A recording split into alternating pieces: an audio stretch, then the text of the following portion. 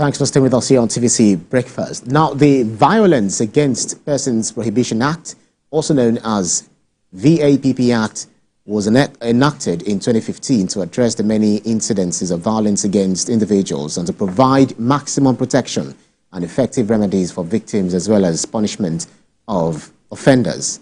VAP covers all forms of violence like rape, incest, indecent exposure, stalking, offensive conduct, harmful traditional practices, other forms of sexual and gender-based violence, maiming of spouse, forceful ejection from home, forced isolation, acid bath, and killing. Our conversation today will focus on victims of sexual violence and assisting them to get needed medical attention and understanding their rights because of the devastating and sometimes damaging consequences for victims of sexual violence, especially women. It is crucial that society provides them with the needed support in making decisions to deal with the outcome of their harrowing experiences. Now, joining us on the program this morning is via Zoom is a consultant, obstetrician and gynecologist, Lagos State University Teaching Hospital, Dr. Kehinde Okwade. Thank you so much for joining us on TVC Breakfast. Thank you. Thank you for having me. Good morning. What? Right. Help us understand how much awareness do you think the Violence Against Persons Prohibition Act has actually, garnered since 2015 of the enactments? Do you think it has actually gained awareness, and how effective has it been ever since? Okay, thank you for that question. Just like you mentioned, the VAP Act, which is called the Violence Against Persons Prohibition Act, is a landmark piece of legislation that is aimed at addressing violence and other harmful practices against individuals in Nigeria, and it's, of course, enacted in 2015. You will imagine that since it's the enactment in 2015, there will have been so much awareness among people in the country. But unfortunately, even as we speak, not many states in Nigeria have been able to domesticate the VAP Act within their confines, especially because looking at the Nigeria as a federating unit, every state still has to domesticate this act so that it can be implemented within their confines. So with regards to awareness has been very low. Of course, that makes it very difficult for victims of violence and other harmful practices to be able to seek the support and to be able to get justice against the perpetrators of this act. So it's still very low when it comes to the issue of awareness. Yeah. And the 2015 Act, which was enacted to protect women from domestic violence, I understand that it's been repealed to sort of align with the realities that we have on ground. The reps are trying to, input a broader understanding of the Act, which would include eliminating violence against all persons in both private and public life. Will this include rape in marriage and other vices within private life? Help us understand that. Yes, I think the Act as it is now is all-encompassing. Basically, it covers all forms of violations, all forms of violence, including violence such as, physical violence, sexual violence, emotional, psychological, and even economic violence. But more importantly, it's enacted just to provide some level of protection for women and girls who are the main victims of violence. As it is today, what the Act is supposed to do is to provide a comprehensive measure through which individuals will be able to prevent and respond appropriately to violence.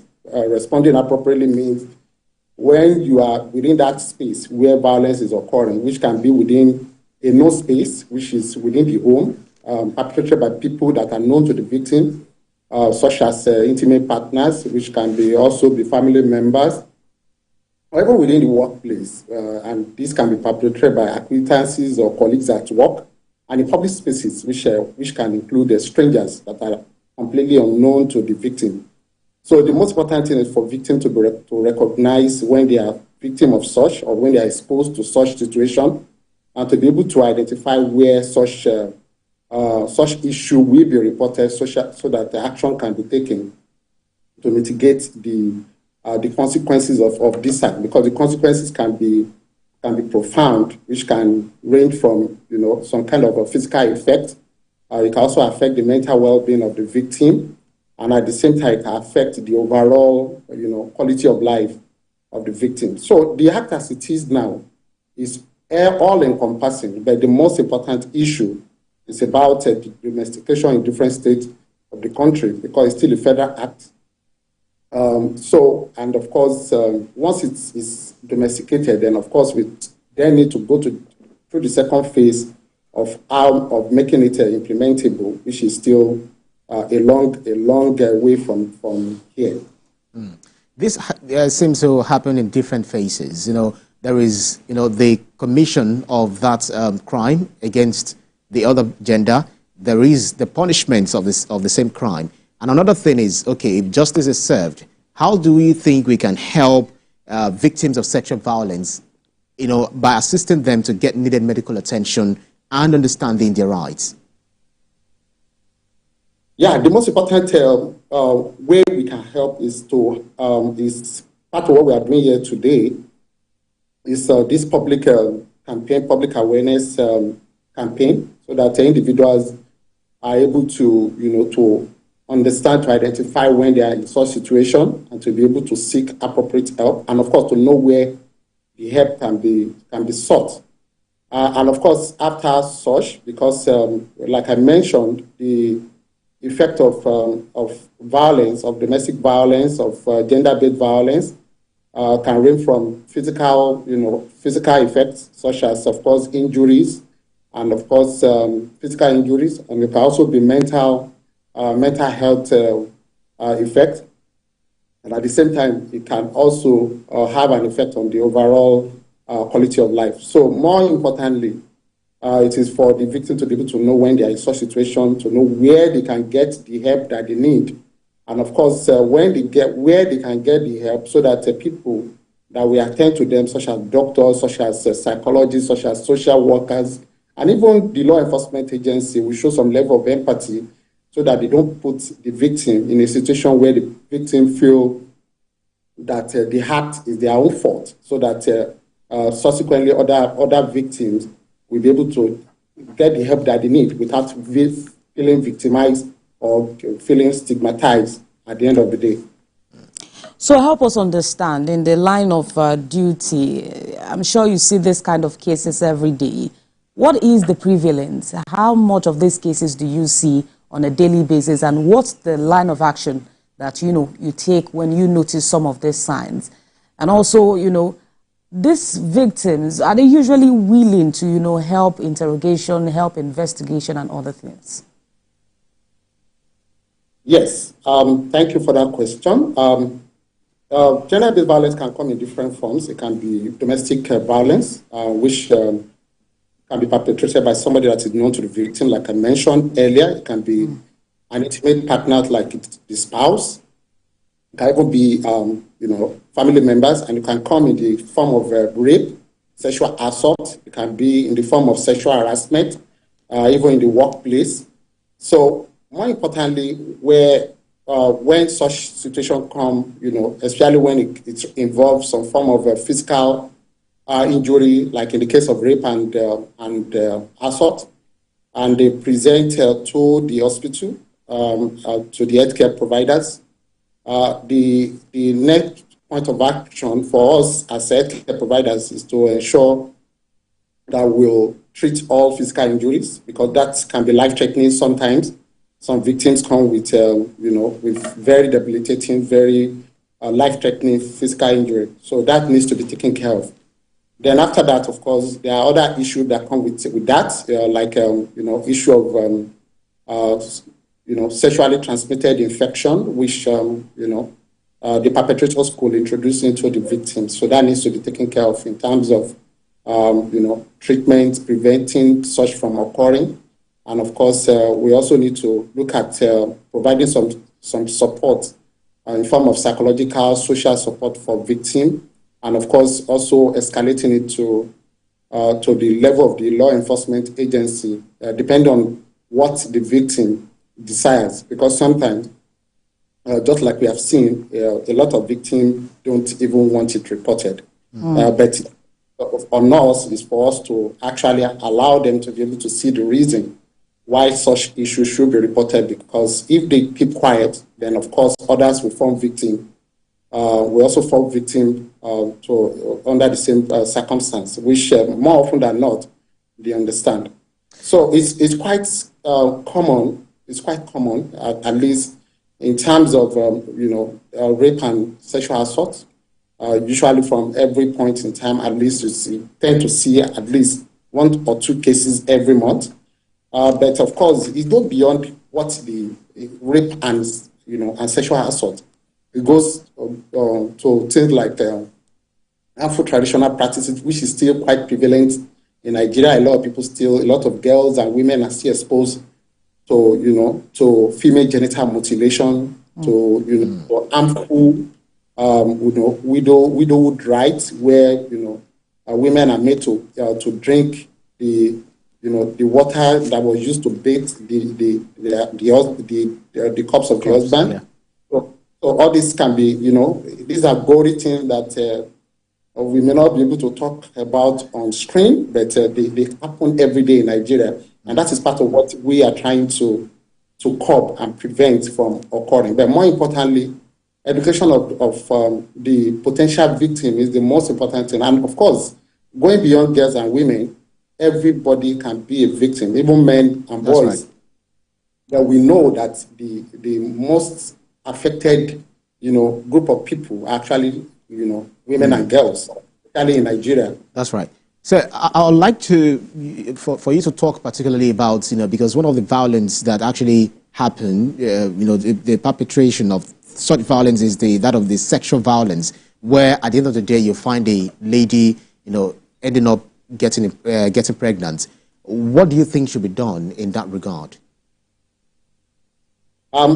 Usually, in that regard, as healthcare providers, the most important thing for us, and I represent a body of doctors gynecologists and obstetricians in Nigeria, and of course the basic thing is that for us as providers to do no harm, and doing no harm means we need to bother ourselves about not just the physical well-being, but the mental, psychological well-being of the victim of that act. And of course, when we have such a victim falling into that category of rape and pregnancy, of course, we know the lifelong consequence of carrying such pregnancy. So usually we counsel, and of course, once we counsel, and of course, the final decision is still left to the victim. But of course, the counseling has to be directed in such a way that we have to table everything, and so that the victim also know and can take decision on whether that pregnancy needs to be kept or not. But we know that most times, because of the effect that it has, not just on the victim, but also on the family, more often than not, the counseling will be targeted at terminating such pregnancy, and we can offer that as a logical way forward for the victim to be able to terminate such pregnancy.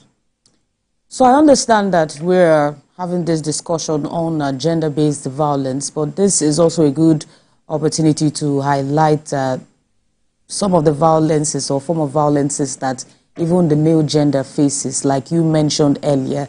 So talk to us about how this act, provides for that.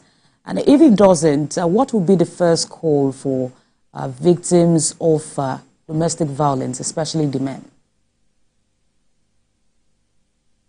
Well, the most important thing is for everybody that is a victim, the most important thing is for them to know where to report such.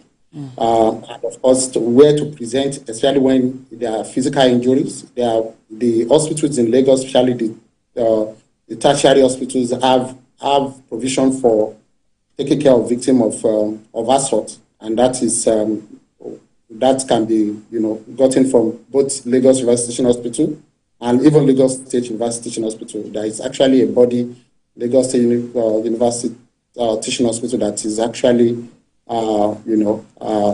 providing such care for victims. Men, women, boys, girls, the first point of call is for them to go to the hospital so that any form of physical injury can be addressed, because that can be life-threatening.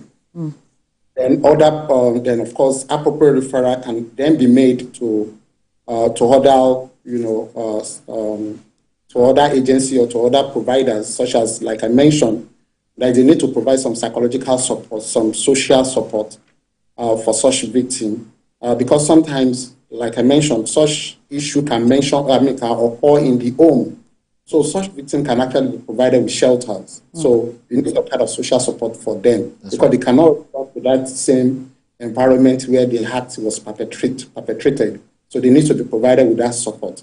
And of course, if there is also a need, because what the VAC Act has provided is the opportunity for the perpetrators to also be punished based on the existing law in the country. So that needs to be escalated to the law enforcement agency, so that such perpetrators can be prosecuted and of course, punished appropriately.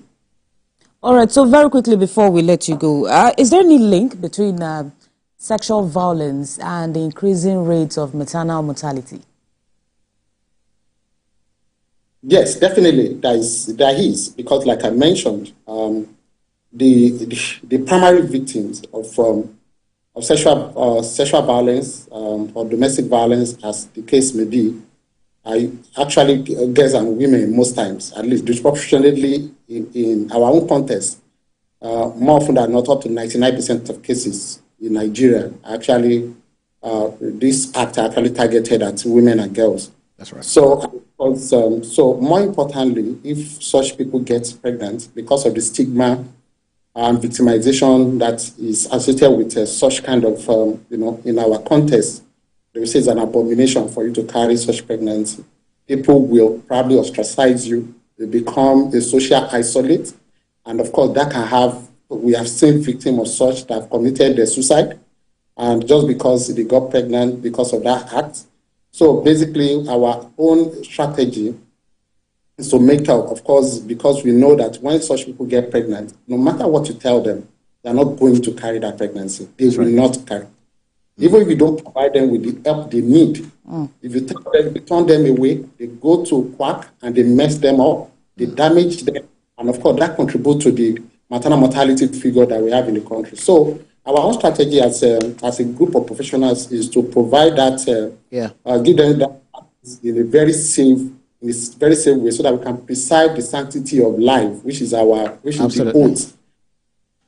Yeah, thank you. Absolutely. So I just believe that, because the last time I checked, about just maybe some 20 states or thereabout have actually domesticated the VAP Act. Especially, we just have to take the information to rural or marginalized communities in Nigeria, where access to information may essentially be limited. Thank you very kindly, consultant, obstetrician, and gynecologist, Lagos State University Teaching Hospital, Dr. Kehinde Okwade. Thank you so much for your time. Thank you for having me. And up next on TVC Breakfast is Entertainment Wrap. We bring you stories from the world of entertainment.